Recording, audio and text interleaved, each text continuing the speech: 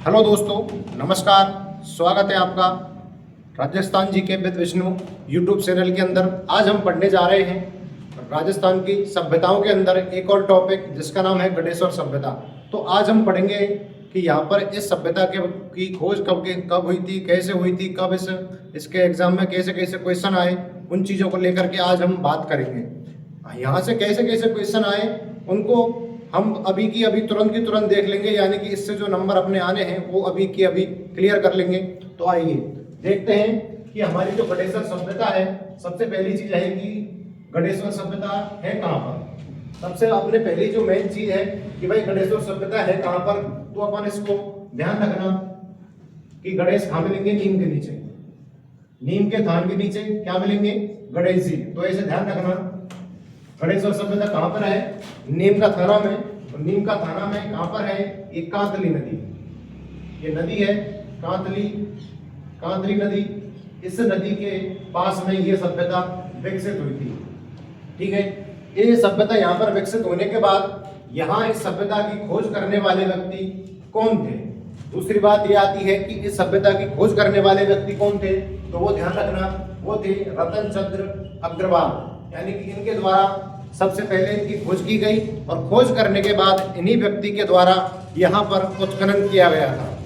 ठीक है, तो आपसे एग्जाम में पूछ ले कि गणेश्वर सभ्यता का उत्खनन किसके द्वारा किया गया था, तो ध्यान रखना गणेश्वर का रतन चंद्र अग्रवाल के द्वारा किया गया था।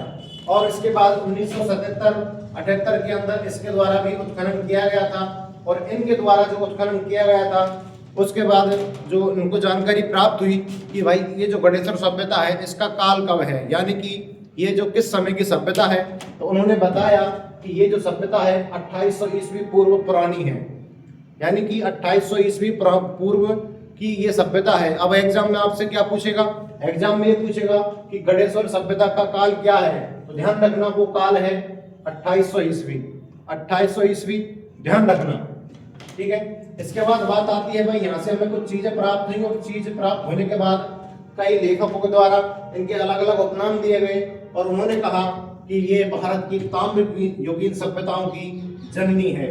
वो जननी कैसे है, क्योंकि यहाँ पर कई प्रकार की तांबे की खान उपलब्ध हैं और उन तांबे की खानों से ये लोग बर्तन बनाते थे, कई सारी चीजें ये लोग बनाते थे। और सिंधु घाटी जो सभ्यता है, मोहनजोदड़ो है, हड़प्पा है, इनके लिए ये तांबे की वस्तुएं आयात करते थे, यानी उनके लिए बेचते थे। ठीक है, ये लोग क्या है, उनके लिए वो उसको वस्तुओं को बेचते थे। इसलिए अपन कह सकते हैं कि गणेश्वर सभ्यता सभी सभ्यताओं के लिए ताम्रयुगीन यानी कि ताम्रयुगीन सभ्यताओं की जननी है। ध्यान रखना, ताम्रयुगीन सभ्यताओं की जननी जो है, जननी कौन है, गणेश्वर सभ्यता है। इसको अपन बोल सकते हैं पुरातत्व का पुष्कर, यानी कि जो पुरातत्व की जितनी भी सभ्यताएं हैं उन सभी सभ्यताओं का ये जो है पुष्कर है। पुरातत्व का पुष्कर किसको कहा जाता है, ये एग्जाम में पूछ सकता है। ध्यान रखना, पुरातत्व का पुष्कर किसको कहा जाता है, गणेश्वर सभ्यता को।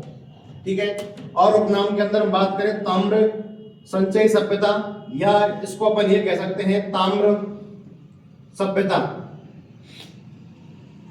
ठीक है, ताम्र सभ्यता।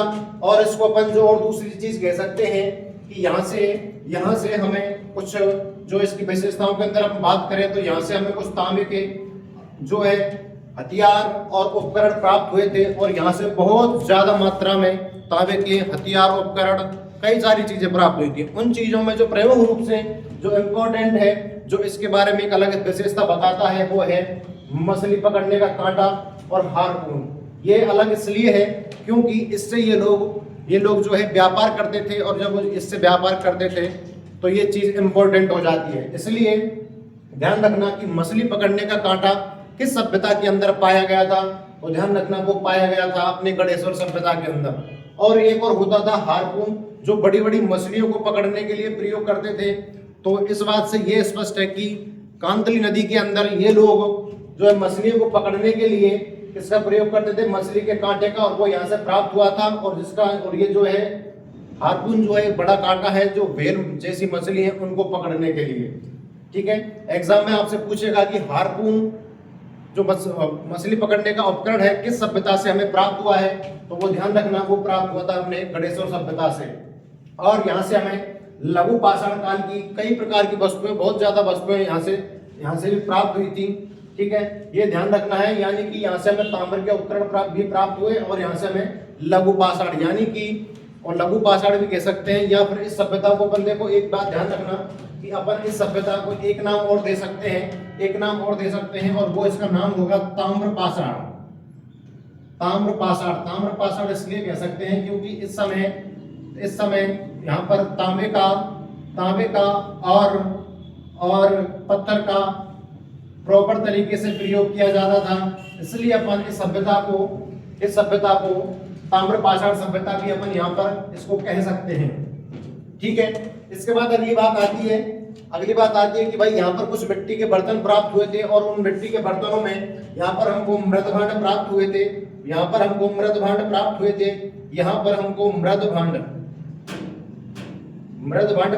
थे और उन मृदभांडों को अपन कहते हैं कृपस वर्णी। ठीक है, तो उनको बोलते हैं अपन कृपस वर्णी। ये एग्जाम में ध्यान रखना कि इसको एग्जाम में पूछेगा। ठीक है, इसको एग्जाम में पूछेगा कि कृपस वर्णी जो मृदभांड कहाँ पर पाए गए थे।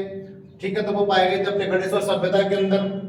लेकिन उन्हीं जो कृपस वर्णी मृदभांड पाए गए हैं उनको ही अपन बोलते हैं गैरिक मृदभांड।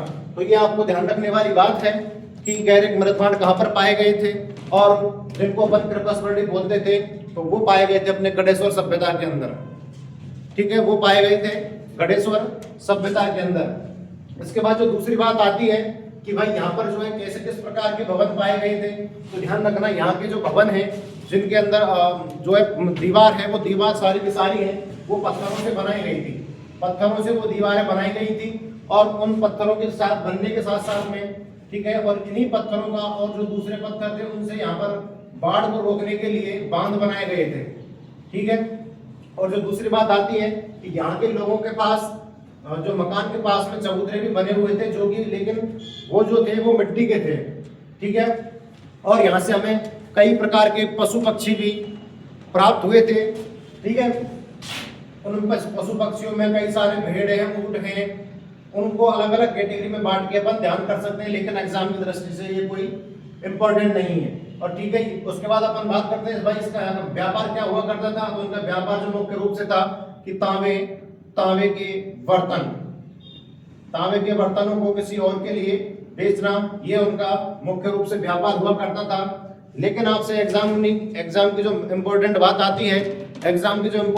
आती है कि भाई ये आपसे कभी भी पूछ सकता है कि खेतड़ी सिंघाना से या झुंझुनू निक्षेप से किस सभ्यता के अंदर तांबे की सप्लाई की जाती थी, या फिर ये से पूछ सकता है कि गणेश्वर सभ्यता में तांबे का प्रयोग या फिर तांबे की खान कहां पर थी। तो ध्यान रखना खेतड़ी सिंघाना में थी, खेतड़ी सिंघाना के अंदर ये पाई गई थी।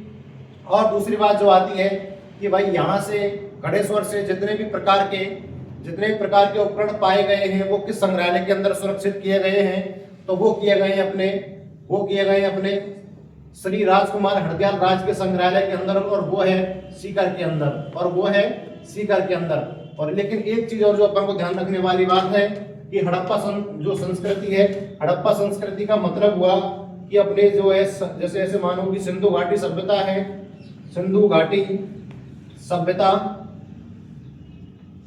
और मोहनजोदड़ो, इन बड़ी बड़ी सभ्यताओं के लिए भी यहाँ से जो है तांबे की सप्लाई की जाती थी। यानी कि अब जो मेन रूप से ध्यान रखने वाली बात है कि भाई ये कहाँ पर गणेश्वर सभ्यता स्थित कहाँ पर है, तो वो अपने नीम का थाना सीकर में कांतरी नदी के किनारे पर स्थित है। और इसकी खोज जो है रतन चंद्र अग्रवाल ने की थी और 1977 में की थी। और जो इसका दोबारा उत्खनन करने वाले व्यक्ति कौन थे इस सभ्यता में, वो थे विजय कुमार। और इसका काल जो है कौन सा है, 2800। ठीक है, और यहाँ ये इसके उपनाम है कि भारत की ताम्र की सभ्यताओं की जननी है, पुरातत्व का ये पुष्कर है, और ताम्र संचय यानी कि तांबे का संचन जो है इकट्ठा करने वाली ये संस्कृति है। और दूसरी जो बात है, ये जो सभ्यता है ताम्र सभ्यता हम इसको बोल सकते हैं। और इसको जो अपन बोल सकते हैं कि ये सभ्यता जो है ताम्र पाषाण सभ्यता है।